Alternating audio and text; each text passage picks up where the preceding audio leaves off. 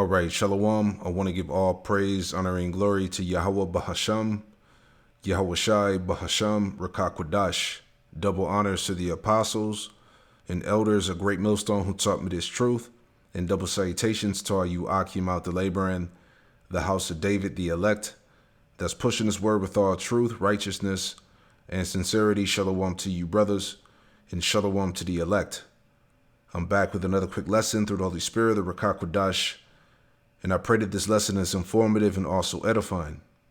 All right, and jumping straight into this article here, reading this headline, this title, it reads, Inside Operation Paperclip, America's secret program that employed 1,600 Nazi scientists in its labs. This is Obadiah 1 and 6, and it reads, it says, how are the things of Esau searched out? How are his hidden things sought up? Okay. And I just wanted to point out that, you know, these German scientists, these Nazi scientists that America brought over during World War II, these are actually Amalekites, going back to Teman, the Temanites, the so-called wise men out of the house of Esau, Edom, all right? This is Genesis chapter 36. In verse 11, it says, matter of fact, let's go back. So this is Genesis chapter 36. In verse 15, it says, these were the dukes of the sons of Esau, the sons of how you say that? Eliphaz, the first son of Esau, Duke Teman, Duke Omar, Duke Zepho, and Duke Kenaz, right? So let's look up this word, Teman. Let's pull it up. All right, Salakia. So blue letter is tripping right now. All right, so that word Teman is Tayaman. All right, looks like Tayaman, Tayaman, Salakia, Tayaman. All right, but I have it pulled up here. Right, so it says Teman. All right, just getting down. It says the eldest son of Eliphaz, the firstborn of Esau and one of the dukes of Edom. It says the genealogy here noted proves that Teman was one of the most important Edomite tribes. And this was confirmed by the fact that Teman is used as a synonym for Edom itself. See, it says the Temanites were famed for their wisdom. See that?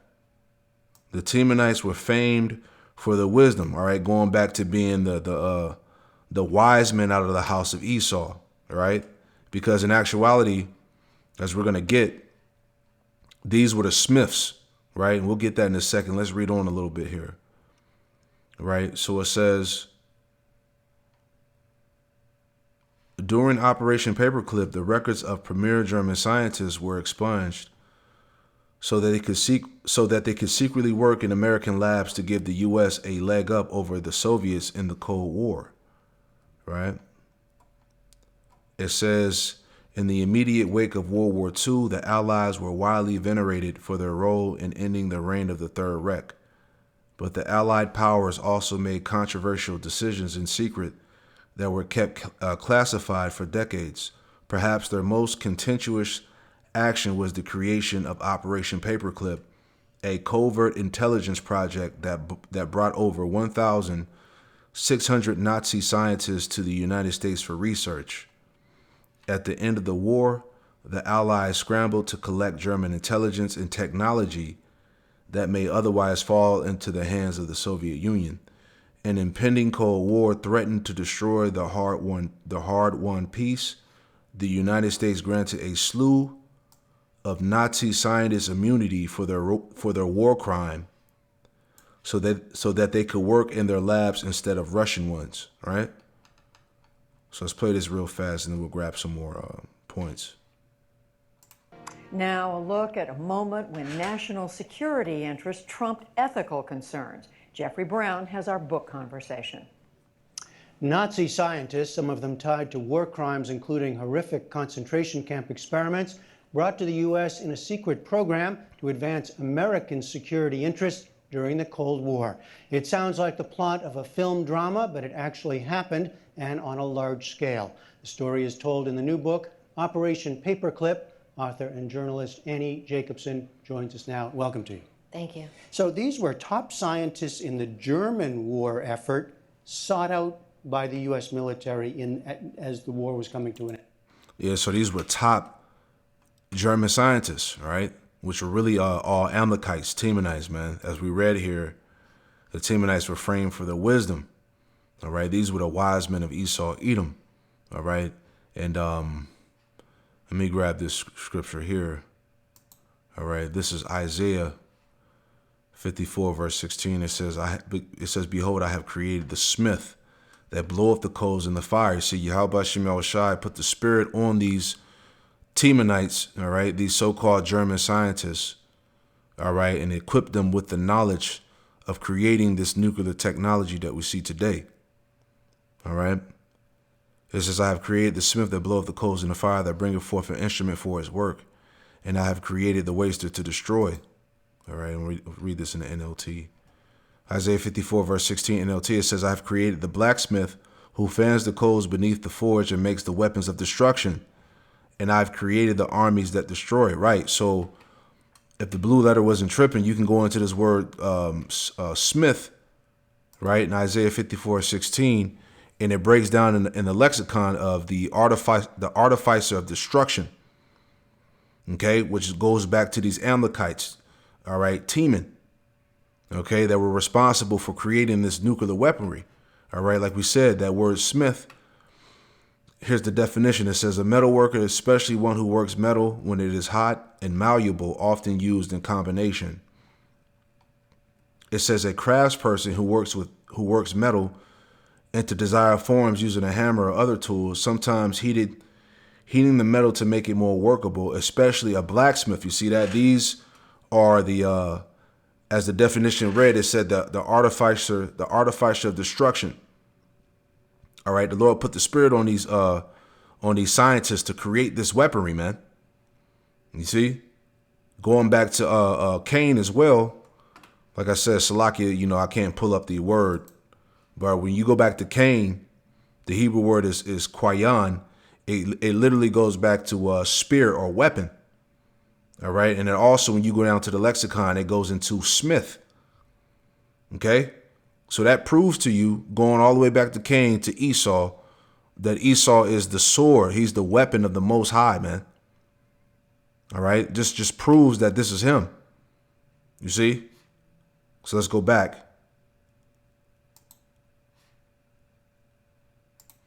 That's right. These were Hitler's top weapons makers, and Operation Paperclip became a classified military program to bring them to the United States. It also had a public face, so there was, on the one hand, the truth about the program kept secret, and on the other hand, the idea that we'll tell the public that these are the good Germans. And, the good Germans, but they were dedicated Nazis, the ones you write about. We should say there are many, 1,600 in all, Yes, right? yes. You document about 21 of them, dedicated Nazis, some, as I said, involved in horrific stuff. What they did was known, right, to the people to the Americans who were seeking them out. Certainly to the American military intelligence officers who were interviewing them. The idea that they were involved in war crimes was really necessary to be kept secret, and that's exactly what happened. And so in the book, I think I unveil a lot of the truth about this program that has remained clouded for decades. So give us an example of one of the figures that intrigued. Right. So, I just wanted to make that point in this video. So here's some more information. So it says German nuclear program during World War II. All right, so check this out. So it says Nazi Germany undertook several research programs relating to nuclear technology, including nuclear weapons and nuclear reactors, before and during World War II. So going back once again, all right, these are the Smiths. All right, these are the like I said, the blacksmiths. All right. The Lord put the spirit on these devils to make this weaponry, man. All right, because a lot of these so-called German scientists, these German physicists, all right, they go back to Germany, to Poland, Prussia, you know. And really, these are, like I said, these are all Amalekites, man. All right. But it says these were variously called Uranian Club, or Uranium Project. Right. Now I was looking this up, right, which is also Uranium or Uranian Club is known as the German atomic bomb project, right? So let me jump to the point, man. All right. Right here under systematic disorganization. All right. So check this out. It says the German project had fundamental flaws from its conception. Many top German scientists had left Germany, some of them Jewish immigrants, meaning Jewish immigrants. These were JJs, man. Some of them Jewish immigrants fleeing the new laws of German National Socialism. Other scientists left in protest, significantly decreasing the number of experts available to work on a German bomb. A substantial number eventually came to the United States to work on the Manhattan Project, just as we're reading here under Operation Paperclip, where America took in 1,600 so-called Nazi scientists to advance them in nuclear technology over Russia. All right, just to prove to you that these are all JJs, man. Right, that are responsible for bringing forth this, destruction through the spirit and power of Yahweh Shem Shai, man. Because what they are, they're just performing who they are in their lot, being the weapon of the Most High. It says, jumping down, let's read some more here. All right, I pray I'm not all over the place, all right? But it says here,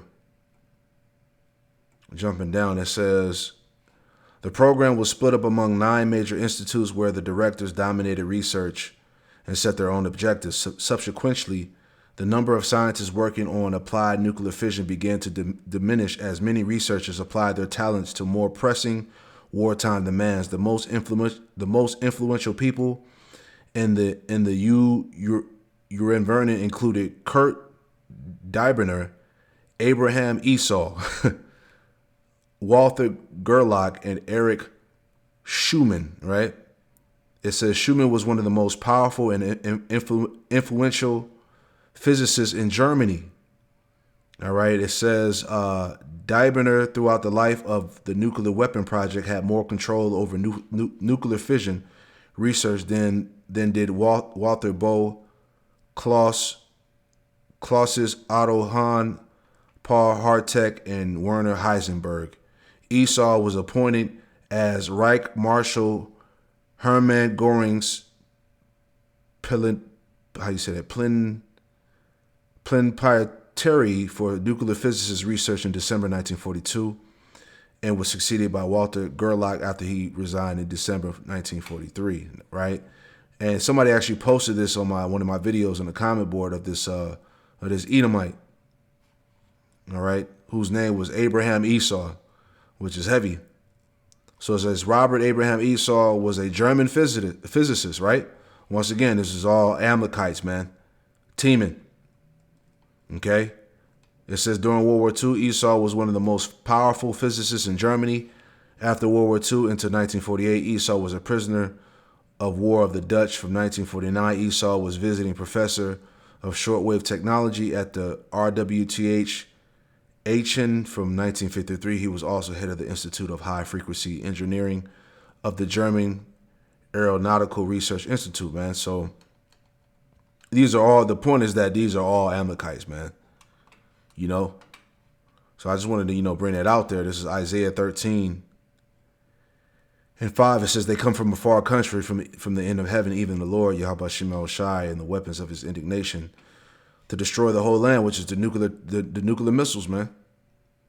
Right, which the Lord has used, all right, Amalek, Teman, to create. As we read, the Temanites were framed for the wisdom. This is the top, German scientists, so-called, that were brought over to America and Russia. You see that? And they were all JJs, man. Can't make this up. Proverbs 16:4. The Lord Yahweh Shemel Shah made all things for himself, yea, even the wicked, for the day of evil. So hey, these devils had their purpose in aiding in this destruction here, man. You know? These were JJs, man. You know? These top German scientists, right? So-called. You know? So I just want to put that out there, man. You know, just more information about this devil. You know, these German physicists and all of that. You know, all JJs, Amalekites, man. Temanites. You know? So everything is spiritual, you know. Prayer wasn't all over the place. We just wanted to put that out there, man. So I give all praise, honor, and glory to Yahweh Bahashem Yahweh Shai, Bahashem Rakakwadash. Hey, Shalom.